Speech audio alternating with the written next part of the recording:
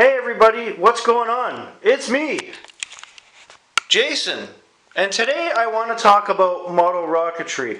More specifically, the anatomy of a model rocket. I'm going to give you a crash course on a rocket and how it works. For example, this is Alpha. This is a small model rocket kit made of cardboard tubes, plastic nose cone, and a balsa fin assembly, laser cut that you end up painting yourself. To do the full anatomy, I'm going to use my black and blue rocket known as Cosmos. Starting with the nose cone, this is at the top of your model rocket, usually made of reinforced plastic. It's thin but tough. It holds not only the shock cord intact, but as well as your parachute cord, which attaches to your parachute. Usually made of thin plastic or in some cases cloth. There are several different types of cloth that are suitable for model rocket parachutes. If you go to your local Fabricland, great place to get them. The parachute is usually folded up and wrapped loosely in the parachute cord with the shock cord and nose cone packed on top in your main rocket body tube. In between the parachute and the tail section, sitting about here in the tube, you will have several sheets of recovery wadding. This is special paper that takes the heat and the flame, basically the brunt of the ejection charge that your fuel rod gives off. This makes sure that your parachute and nothing else inside the rocket tube burn and turn your rocket into a giant fireball. That's bad. You want your rocket to come back down to you. That's the whole point. You send it up, it comes back down. Now, at the very back or the bottom of the rocket, we have the tail assembly, usually made out of balsa wood fins, in some cases basswood, in a lot of cases plastic. This is a molded plastic complete tail section because it is a kit. It came in 2 sections. As you can see, normally where there'll be an engine holder, which is a thin piece of metal that usually starts inside here and sticks out to hold your rocket engine in place. This one doesn't have that. Because it's a pre-molded kit, you have this holder which you turn and twist and it holds your fuel in. Now, the fuel. I'm using 2 examples here, a C65 and a C110.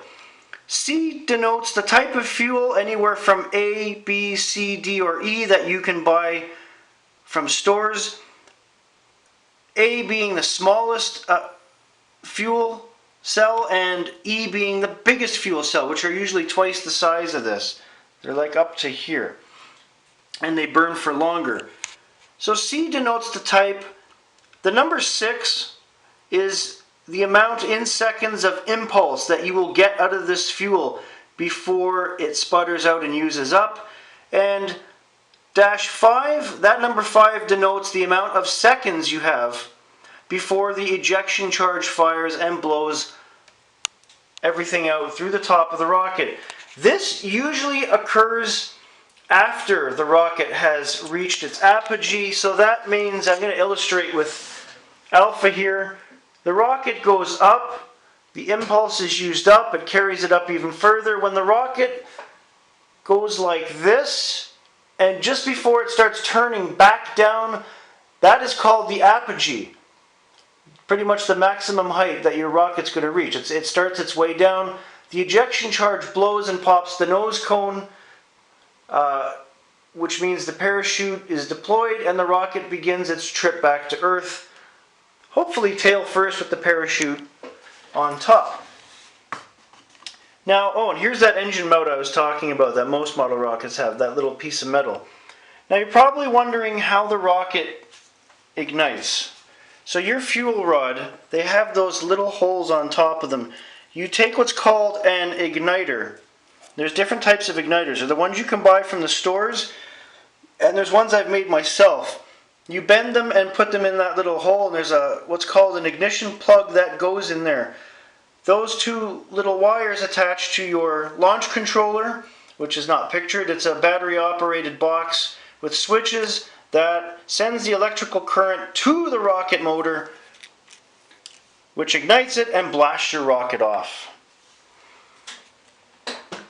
I find rocketry to be extremely fun, and it's very enjoyable, and it's not the most expensive hobby to get into. The fuel does cost a few bucks right now, but other than that, it's affordable.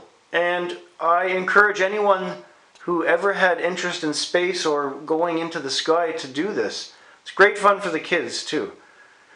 And that's it. That's your crash course on model rocketry.